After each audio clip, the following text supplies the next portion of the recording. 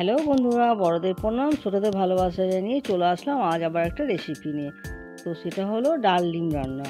তো মুসুরির ডালটা ভালো করে ধুয়ে নিয়ে কড়াইতে দিয়ে দেবো একটু বেশি করে কুচানো পেঁয়াজ, অল্প আদা বাটা, অল্প রসুন বাটা, সাথে নুন, হলুদের গুঁড়ো, লঙ্কার গুঁড়ো, জিরের গুঁড়ো, ধনের গুঁড়ো।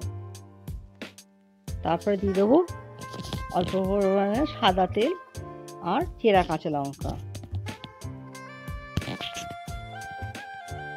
তারপর দিয়ে দেবো পরিমাণ মতো জল, মানে জলটা খুব কমই দেবো, আর ডালটা পুরো সেদ্ধ হবে না, সেই জন্য সেই মতো জলটা নেবো। তো গ্যাসের ফ্লেমটা কমিয়ে দিয়ে দেবো একটা ঢাকা, ডালটা সেদ্ধ হওয়ার জন্য। তো তোমরা এইভাবে কে কে করে খেয়েছো জানিও, আর না করে খেলে একবার করে খেয়ে দেখবে, খুব ভালো লাগে।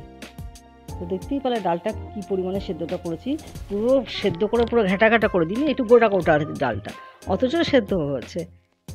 এই পর্যায়ে ডালটা নামিয়ে ফেলবো। তারপরে আবার কড়াইয়ে দিয়ে দিলাম তেল, দিয়ে দিলাম গোটা গরম মশলা, একটা তেজপাতা, আর দিয়ে দেবো কোচানো পেঁয়াজ। পেঁয়াজটা একটু ভালো করে লাল লাল করে ভেজে নেবো।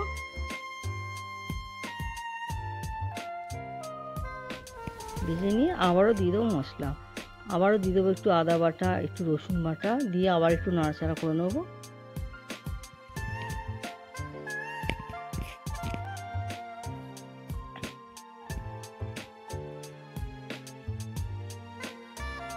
এরপর দিয়ে দেবো দুটো মিডিয়াম সাইজের টমেটো কুচানো, দিয়ে আবার একটু নাড়াচাড়া করে নেবো।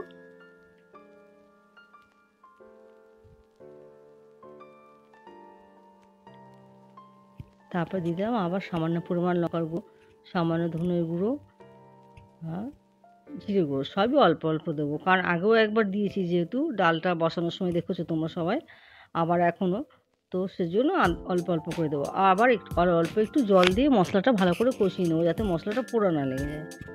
ভালো করে মশলাটা কষিয়ে নিয়ে ডালটা দিয়ে দেবো। তো এই আমার মশলাটা কষানো হয়ে গেছে, দেখতেই পাচ্ছ। তো এবার ডালটা দিয়ে দিলাম। দেখো ডালটা কিন্তু গোটা গোটাই আছে, আবার সেদ্ধও হয়েছে, ঠিক আছে। খুব সুন্দর একটা মাখা মাখা ঘন।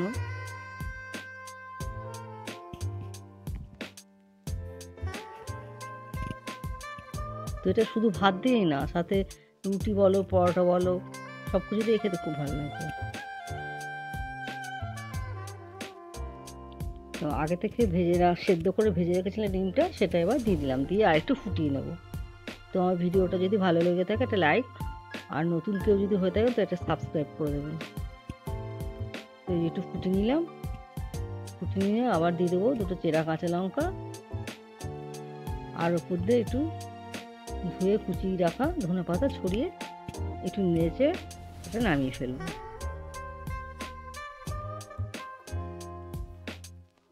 তো দেখতেই পাচ্ছেন, দেখেই মনে হচ্ছে খুব টেস্টি হয়েছে, আর সত্যিই খুবই টেস্টি হয়েছিল খেতে। এবার ট্রাই করবেন কিন্তু।